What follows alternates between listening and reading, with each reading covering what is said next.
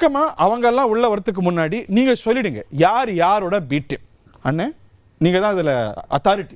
புரட்சியாளர் அம்பேத்கர் அவர்கள் வந்து சொல்கிறதுலேருந்து நான் ஆரம்பிக்கலாம்னு நினைக்கிறேன். இந்தியாவில் நடக்கின்ற யுத்தம் அல்லது இந்தியாவில் நடக்கிற போராட்டமே பார்ப்பனியத்துக்கும் ஆரியத்துக்குமான போராட்டம் தான்.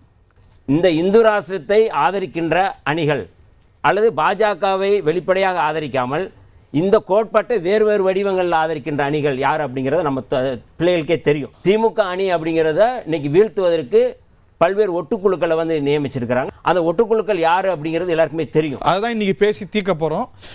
இவங்க எவ்வளவு அணி வச்சிருக்காங்கன்னே தெரியல. A team, B team, C டீம்னு Z வரைக்கும் பத்த மாட்டேங்குது.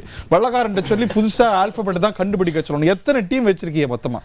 அவங்க பேசுகின்ற சமூக நீதி இது எல்லாமே எங்கே போய் முடியுதுன்னா, திரு உதயநிதி ஸ்டாலின் அவர்களை முதல்வராக கொண்டு வரணும், அவர் தான் அடுத்து தமிழகத்தை ஆளக்கூடியவர் அப்படின்றது. இப்போ அவர் எந்த வயசில் அரசியலுக்கு வந்தார், எப்போலேருந்து அரசியலில் இருக்கார்? ஒரு கட்சியில் ஒரு 50 ஆண்டுகளுக்கு மேலே ஒரு கட்சியினுடைய தலைவராக ஒரு குடும்பத்தை சார்ந்தவர்களே இருக்கும்போது அது எப்படி முதல்ல ஜனநாயக இயக்கம் ஆகும்? ஜனநாயக இயக்கம்னா ஜனநாயக முறையில் மக்கள் வந்து முதல்வராகணும், பிரதமராகணும், தலைவராகணும்.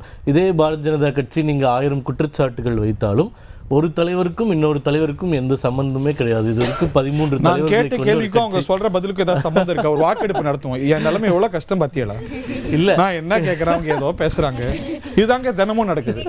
இவ்வளோ டீம் சொல்றதுக்கு காரணம் என்னன்னா, ஜனநாயக ரீதியில் இங்கே எந்த இயக்கமும் வளர்ந்து விடக்கூடாது, எந்த தலைவர்களும் ஒரு விளிம்பு நிலையிலிருந்து வந்துடக்கூடாது, இவங்க ஒரு கார்ட்டல் வச்சுட்டு இவர்களுக்குள்ளேயே அந்த அரசியல் என்பது சுற்றி கொண்டே இருக்க வேண்டும் அப்படின்றதுனால தான் எல்லாரையுமே வந்து எங்களுடைய பி டீம்னு சொல்றதுக்கான காரணம். மற்றபடி இதில் எந்த ஒரு உண்மையும் கிடையாது அப்படின்றது பல விஷயங்கள் இது ஓப்பனிங் ரிமார்க்ஸ். அதனால ரொம்ப சுருக்கமாக வச்சுப்பேன். அவங்க தான் பிரதானமாக சேர்க்கணும். சொல்லின் செல்வர் அண்ணன் அது ரொம்ப தெளிவாக செய்வார். அண்ணன் தான் தெளிவாக தீர்ப்பு சொல்வார் யார் யாரோட பி டீம். இதுக்கு முன்னாடி ஸ்லீப்பர் செல்லுன்னு ஒரு வார்த்தை வந்துச்சு. இந்த ஸ்லீப்பர் செல்லு எங்கே போய் நிற்குன்னா பி டீமில் போய் இன்றைக்கி நிற்குது. இப்பொழுது பி டீமை உற்பத்தி செய்யக்கூடிய மிகப்பெரிய தொழிற்சாலை பிஜேபி. ஆஹா, தொழிற்சாலை வச்சிருக்கீங்களா? இன்னைக்கு பி டீம்னா என்னுடைய நண்பர் சிங்கத்தமிழன் சீமானுக்கு அதில் பெரிய பங்கு உண்டு. அசோஷோ அவர் வந்து பாரதிய ஜனதா கட்சியினுடைய பி டீமாக தொடர்ந்து இயங்கி வருகிறார். அதற்கான தரவுகள் எல்லாம் என்கிட்ட இருக்கு. அது பிள்ளைகள் கேள்வி கேட்கும் பொழுது நான் பதில் சொல்லுகிறேன். அதிகமான பி டீம் குற்றச்சாட்டை சுமந்தது இடுமோகன் கார்த்தி தான். இப்போ நீங்க யாருக்கு பி டீமா இருக்கீங்க? திமுகவுக்கா பிஜேபிக்கா? ரெண்டும் சொல்றாங்க. இந்த பி டீம் குற்றச்சாட்டை வந்து அதிகப்படியாக எங்களை நோக்கி தான் வீசியிருக்காங்க. இப்போ நாம் தமிழர் கட்சியை பொறுத்த வரைக்கும் நாம் தமிழர் கட்சி 2010 தொடங்கப்பட்டுச்சு. நான் வெளிப்படையாக சவால் விடுக்கிறேன் அங்கே இருக்கவங்களுக்கும் இங்கே இருக்கவங்களுக்கும். இந்த 15 ஆண்டு காலத்தில் நாம் தமிழர் கட்சி பாஜகவோட ஒரு சட்டத்தை, ஒரு திட்டத்தை, ஒரு நிலைப்பாட்டை நாங்கள் ஆதரித்தோம் அப்படின்னு சொல்லுங்க. இங்கே பாஜகவோட அடிப்படை முழக்கமே இந்துக்கள் தான் தமிழர்கள், தமிழர்கள் தான் இந்துக்கள் அப்படின்னு.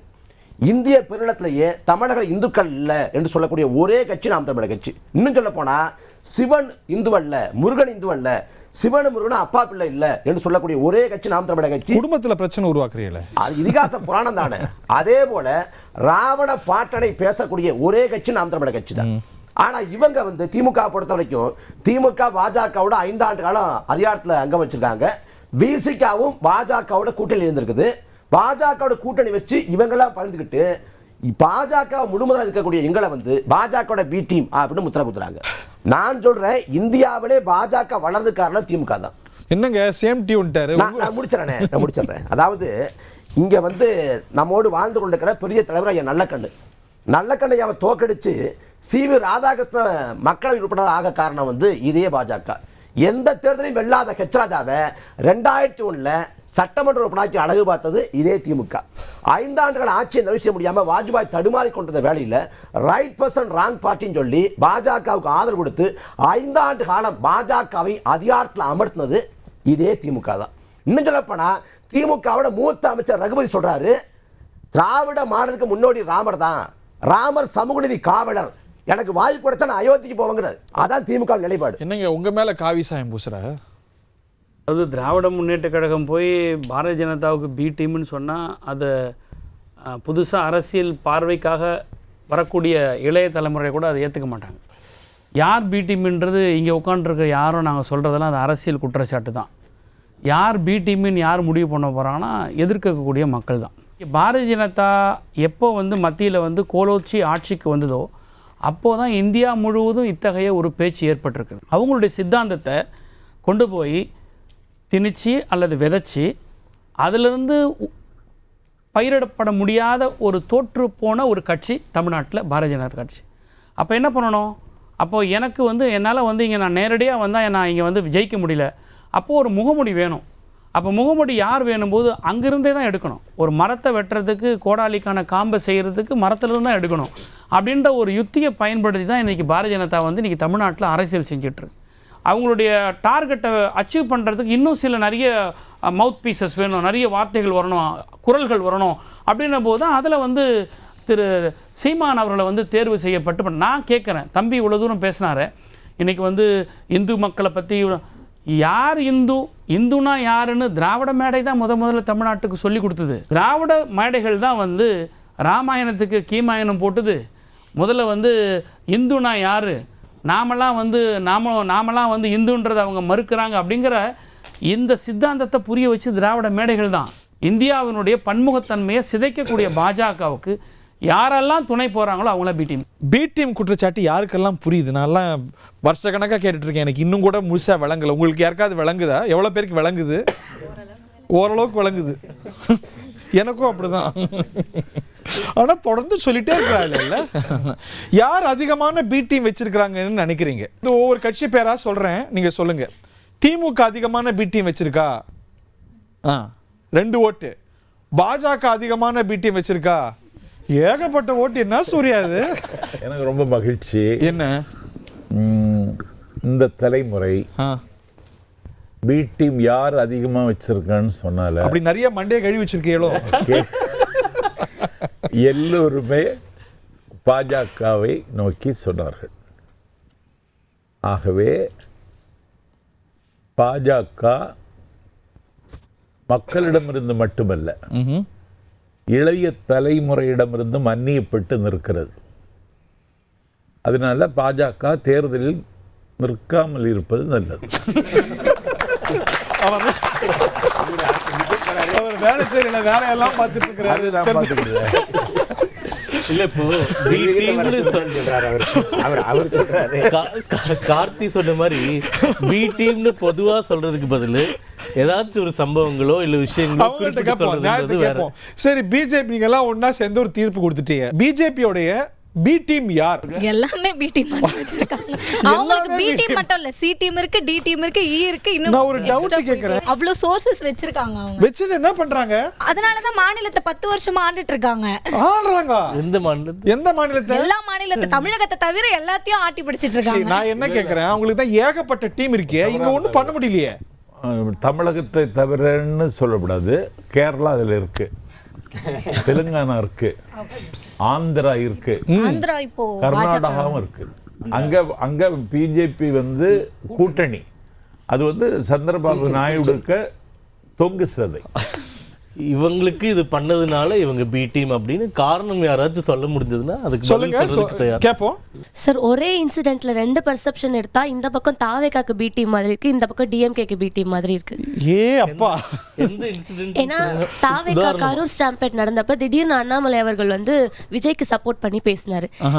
எனக்கு என்ன தோணுன்னா, தமிழகத்துல பிஜேபி அவ்வளோ ஹேட் இருக்குன்னு எங்களுக்கு தெரியும், அதனால தான் ஓட் கூட அதிகம் வர மாட்டேங்குது. ஸோ அதை பேஸாக வச்சுக்கிட்டு நீங்கள் தாவேகாக்கு சப்போர்ட் பண்ணும்போது அதே ஹேட்டு தாவேகாக்கு வரும்ன்ற எண்ணத்தில் நீங்கள் டிஎம்கேக்கு இன்டைரக்டாக சப்போர்ட்டிவாக இருக்கீங்க, நீங்கள் டிஎம்கேவோட பி டீம் அப்படின்ற மாதிரி தோணுது. தென்னை சின்னத்துக்கு ஒரு குத்து, ஏணி சின்னத்துக்கு ஒரு குத்து.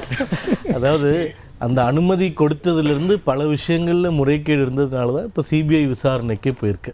விஜய் மேலேயும் குற்றச்சாட்டு வைத்தோம், அந்த கூட்டத்திற்கு தாமதமாக வந்தார் அப்படின்ற பல குற்றச்சாட்டுகள். ஆனால் ஒரு கூட்டம்னு நடக்கும்போது அதை முறைப்படுத்த வேண்டிய கடமை வந்து அரசாங்கத்துக்கு. சொல்லுங்க, கூட்டணிக்கு தானே சப்போர்ட் பண்ணுங்க. அப்போ அரசாங்கத்து மேல இருக்கக்கூடிய பிழையை சுட்டி காட்டணும். விஜய்க்கு யாரும் கிளீன் சிட்லாம் கொடுக்கல. எங்க குழு வந்ததுலேருந்து எல்லாருமே அவர்கிட்டயும் விசாரணை பண்ணணும், அவர் மேலேயும் தப்பு இருக்குன்றாங்க. நாங்க திருப்பி கேட்ட கேள்வி என்னன்னா, உயர்நீதிமன்றத்தில் நீதியரசர் கேட்டார், விஜய் அவர்களை ஏன் கைது செய்யவில்லைன்னு திமுக அரசை பார்த்து கேட்டார். அந்த கைது செய்யணுங்கிறீங்களா? இல்ல நீதியரசர் நீங்க என்ன கேட்டு நினைக்கிறீங்க? சொல்றேன். இல்ல ஏன் கைது செய்யல பதில் நீங்க என்ன சொல்லட்டும். நினைக்கிறீங்க? அப்போ டிஎம்கே கூட்டணி வைக்கல, உள்ள போ. டிஎம்கே வந்து விஜய் அவர்களுடைய பி டீமான்னு கேள்வி கேட்கலாம். இரண்டாவது அந்த வாகனம் இருக்கு இல்லைங்களா, அந்த வாகனம் வந்ததுல தான் நிறைய பிரச்சனை ஆச்சு. அப்போ நீதியரசர் கேட்டது அந்த சிசிடிவி கேமரா பதிவுகளை கூட காவல்துறை ஏன் கைப்பற்றவில்லை அப்படின்றது. அப்போ இதுல எங்களுக்கு என்ன சந்தேகம் வருதுன்னா, எல்லாருமே இவங்க கட்சி தலைவர் திருமாவளவன் அவர்கள் கூட இதே கேள்வி கேட்டார், விஜய் ஏன் கைது செய்யலை அப்படின்னு சொல்லிட்டு. அப்போ அவங்களும் பி டீமா அப்படின்னு வந்து நீங்க தான் பதில் சொல்லணும். அப்போ விஜய் பி டீம் இல்லைன்னா இல்லை, நான் 2 செய்தியை நான் கொஞ்சம் அழுத்தமாக சொல்ல விரும்புகிறேன். மரியாதைக்குரிய சூர்யா அவர்கள் பேசும்பொழுது இங்கே வந்து உதயநிதி அடுத்து வர்றாரு, வாரிசு அப்படிங்கிறத சொல்கிறாரு. ஒரே கட்சி தான் இங்கே வந்து ஆளுது அப்படிங்கிறது. இந்தியா முழுக்க இவர்களுடைய முயற்சி அப்படிங்கிறது ஒரே நாடு, ஒரே மொழி, ஒரே தேர்தல், ஒரே கலாச்சாரம். அண்ணனுக்கு எல்லா விவாதத்திலையும் ஒரே கருத்து தான்.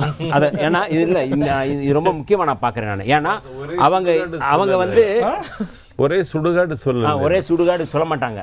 ஏன்னா அதில் ஜாதி பேச முடியாதுல்ல. கழகங்கள் அல்லாத தமிழ்நாடு அவர்கள் முழங்குறது. அதாவது காங்கிரஸ் அல்லாத இந்தியா, காங்கிரஸ் இல்லாத இந்தியா. கழகத்தோட கூட்டணி வச்சிருக்காங்க. அதை தான் சொல்றேன். அவங்க முழக்கத்தை கேளுங்க. எல்லா இடங்களையும் கழகங்கள் இல்லாத தமிழ்நாடு தான். அப்போ அவங்க நோக்கம் என்னன்னா, நான் அதை தான் சொல்றேன். சூர்யா அழிச்சிட்டிங்கன்னா சொல்லிருங்க. அல்ல, அவங்க நோக்கம் என்னன்னா ஒரே கட்சி தான் இந்தியாவில் இருக்கணும், அது பாஜக மட்டும்தான். அதுதான் வந்து ஒற்றை ஆட்சி. அந்த ஒற்றை ஆட்சி அப்படிங்கிறது சர்வாதிகாரத்தை நோக்கி போகுது. அந்த அடிப்படையில் தான் அவங்க நகர்றாங்களே ஒழிய இவங்க வந்து பன்முகத்தன்மையோ அல்லது சமத்துவத்தையோ அவங்க கொடுக்கல. அப்போ இதை நோக்கி யாரெல்லாம் வந்து பிடிமா வைக்கணும்னு நினைக்கிறாங்களோ, தெரிஞ்சோ தெரியாமலோ, சங்கி அப்படின்னா எல்லாருக்குமே தெரியும், சங் பரிவார கும்பலை தான் சொல்கிறாங்க.